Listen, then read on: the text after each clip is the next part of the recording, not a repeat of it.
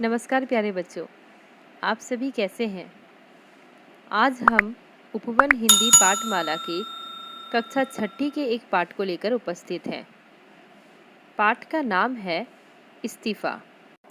पाठ के लेखक हैं मुंशी प्रेमचंद। इस्तीफा का अर्थ होता है बच्चों नौकरी से त्यागपत्र देना, नौकरी छोड़ देना। इस स्थिति को इस्तीफा कहा जाता है। आइए इस पाठ को पढ़ने से पहले हम लेखक के विषय में कुछ बातें जान लेते हैं। मुंशी प्रेमचंद, जिन्हें हिंदी साहित्य में उपन्यास सम्राट के नाम से भी जाना जाता है। इनका जन्म 31 जुलाई 1880 में हुआ। हिंदी और उर्दू के महानतम भारतीय लेखकों में से एक थे। इनका मूल नाम धनपत राय श्रीवास्तव था।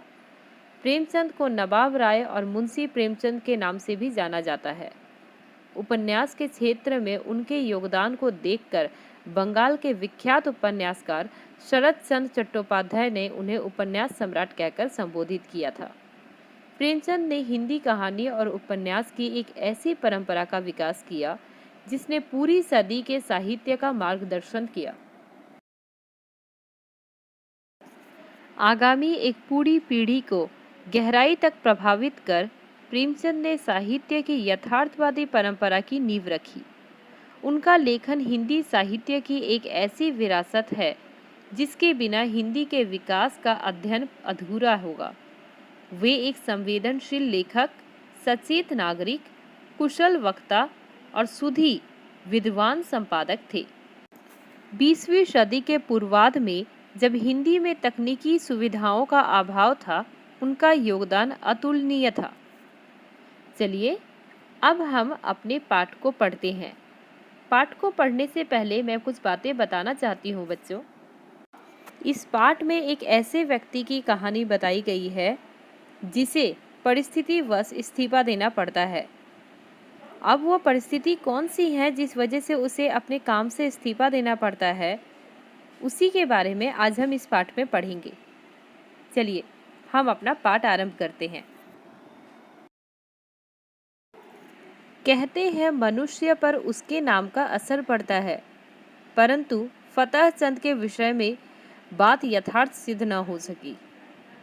यदि उन्हें हार चंद कहा जाए तो यह गलत न होगा। दफ्तर में हार, घर में हार, जीवन में उनके लिए चारों ओर निराशाएं ही थी। लड़का एक भी नहीं, लड़कियां 4, गांठ में कौड़ी नहीं, मित्र एक भी नहीं। जिससे मित्रता हुई उसने धोखा दे दिया। इस पर तंदुरुस्ती भी अच्छी नहीं। 32 साल की अवस्था में बाल खिचड़ी हो गए थे। आंखों में ज्योति नहीं, हाजमा चौपट, चेहरा पीला, गाल पिचके हुए, कमर झुकी हुई, न दिल में हिम्मत न कलेजे में ताकत। 9 बजे दफ्तर जाते और 6 बजे शाम को लौटकर घर आते। दुनिया में क्या हो रहा है इसकी उन्हें बिल्कुल खबर न थी। उनकी दुनिया एवं लोक परलोक जो कुछ था दफ्तर था। वो नौकरी के खैर मनाते और जिंदगी के दिन पूरे करते थे। यहाँ पर बच्चों फतेह चंद नाम का एक व्यक्ति के बारे में बताया गया है, जो व्यक्ति साधारण है, एक दफ्तर में काम करता है, और उसके जीवन के बारे में बताया गया है कि उसकी लड़कियां 4 हैं, एक भी लड़का नहीं है, और वह आदमी जो है वो काफ़ी बूढ़ा लगता है 32 साल की उम्र में। यहाँ पर बच्चों बताया गया है कि गांठ में कौड़ी नहीं, मतलब उसके पास पैसे की भी कमी है। उसके पास पैसे भी ठीक नहीं है कि वो अपना घर चला सके। उसके बाद भी ऐसा क्या होता है जो उसे नौकरी से इस्तीफा देना पड़ता है? चलिए इस पाठ को पढ़ते हुए जानते हैं। जाड़े के दिन थे। आकाश में कुछ कुछ बादल छाए हुए थे। आज फतेह चंद 5:30 बजे दफ्तर से लौटे तो चिराग जल गए थे। दफ्तर से आकर वह प्रतिदिन की तरह चारपाई पर चुपचाप लेटे ही थे कि बाहर से किसी ने पुकारा। उसकी छोटी लड़की ने जाकर देखा तो मालूम हुआ कि दफ्तर का चपरासी है। फतेह चंद की पत्नी शारदा बोली, क्या काम है? अभी तो दफ्तर से आई ही हैं और बुलावा भी आ गया। चपरासी ने कहा, कोई बड़ा जरूरी काम है, साहब ने बुलाया है। फतेह चंद की खामोशी टूट गई। उसने सिर उठाकर पूछा, क्या बात है? बच्चों, एक बात याद रखना, यहाँ पर फतेह चंद का जो कहानी बताया गया है वह स्वतंत्रता से पूर्व की भारत की कहानी बताई गई है। यहाँ पर जो इनके बॉस हैं, फतेह चंद के जो साहब हैं, वह अंग्रेजी अफसर हैं। चलिए आगे देखते हैं क्या होता है। शारदा, कुछ नहीं, दफ्तर का चपरासी है। फतेह चंद ने सहमकर कहा, दफ्तर का चपरासी? क्या साहब ने बुलाया है? शारदा, हाँ, कहता है साहब बुला रहे हैं। यह कैसे साहब है तुम्हारा? जब देखो बुलाया करता है। सवेरे ही गए हुए थे, अभी घर लौटे हो, फिर बुलावा आ गया। फतेह चंद ने संभल कर कहा, जरा सुन लूं किस लिए बुलाया है। मैंने सब काम खत्म कर दिया था, अभी आता हूँ। शारदा, जरा जलपान तो करते जाओ, चपरासी से बातें करने लगोगे तो तुम्हें अंदर आने की याद भी न रहेगी। यह कहकर वह एक प्लेट में थोड़ी सी दालमोट और सेब ले आई। फतेह चंद उठकर खड़े हो गए, किंतु खाने की चीजें देखकर चरपाई पर बैठ गए और प्लेट की ओर चाव से देखा।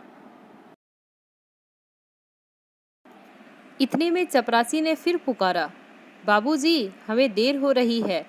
फतेह चंद ने जल्दी जल्दी दालमोट की 2-3 फांकियां लगाई, एक गिलास पानी पिया और बाहर की तरफ दौड़े। चपरासी ने कहा, बाबूजी, आपने बड़ी देर कर दी, अब जरा लपक कर चलिए, नहीं तो जाते ही डांट पड़ेगी।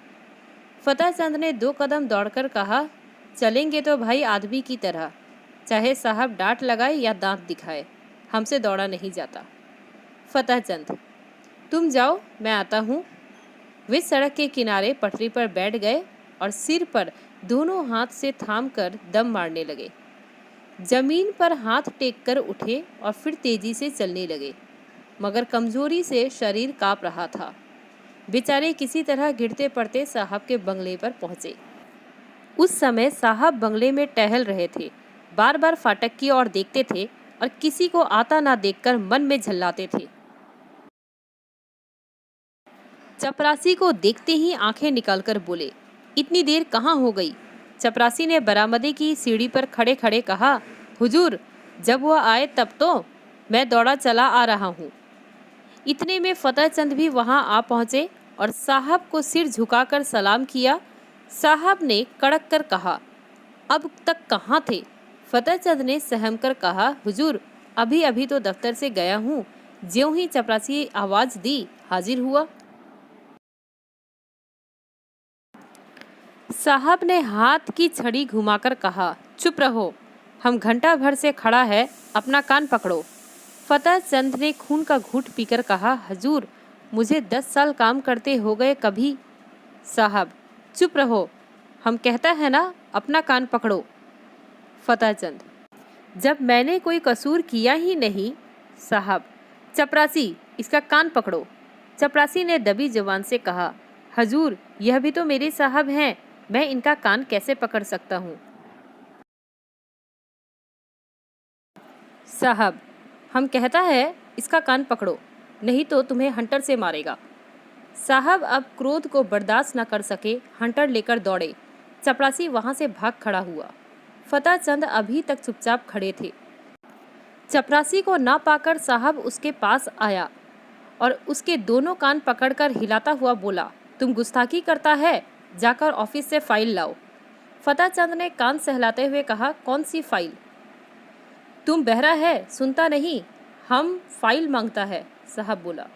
फतेह चंद ने किसी तरह कहा, आप कौन सी फाइल मांगते हैं? साहब, वही फाइल जो हम मांगता है, वही फाइल लाओ, अभी लाओ, दौड़ कर जाओ, दौड़ो। फतेह चंद ने कहा, हुजूर, मुझसे दौड़ा नहीं जाता। साहब, ओ, तुम बहुत सुस्त हो गया है, हम तुम्हें दौड़ना सिखाएगा, दौड़ो। पीछे से धक्का देकर। तुम अब भी नहीं दौड़ेगा? यह कहते हुए साहब हंटर दिखाने लगे। फतेह चंद दफ्तर के बाबू होने पर भी मनुष्य ही थे। वे बेतहाशा भागे और फाटक से बाहर निकलकर सड़क पर आ गए। फतेह चंद दफ्तर ना गए, जाकर करते भी क्या? साहब ने फाइल का नाम तो बताया ही नहीं, शायद नशे में भूल गया है। धीरे धीरे घर की ओर चले। मगर इस बेइज्जती ने उनके पैरों में बेड़ियां सी डाल दी थी। आज फतेहचंद को अपनी शारीरिक कमजोरी का जितना दुख हुआ उतना और कभी ना हुआ था। अगर उन्होंने शुरू में ही तंदुरुस्ती का ख्याल रखा हुआ, कुछ कसरत करते रहते, लाठी चलाना जानते होते, तो क्या इस शैतान की इतनी हिम्मत होती कि वह उनके कान पकड़ता, उसकी आंखें निकाल लेते, और ना होता तो दो चार हाथ ही जमाते। पीछे जो होता देखा जाता, जेल ही तो जाना होता या और कुछ। घर पहुंचते ही शारदा ने पूछा, साहब ने किस लिए बुलाया था, बड़ी देर कर दी। फतेहचंद ने चारपाई पर लेटते हुए कहा, उसे नशे की सनक थी और क्या। शैतान ने मुझे गालियां दी, जलील किया, बस यही रट लगाए हुए था, देर क्यों की। निर्दयी ने चपरासी से मेरे कान पकड़ने के लिए कहा। शारदा ने गुस्से में आकर कहा, तुमने एक जूता उतारकर मारा नहीं उसे।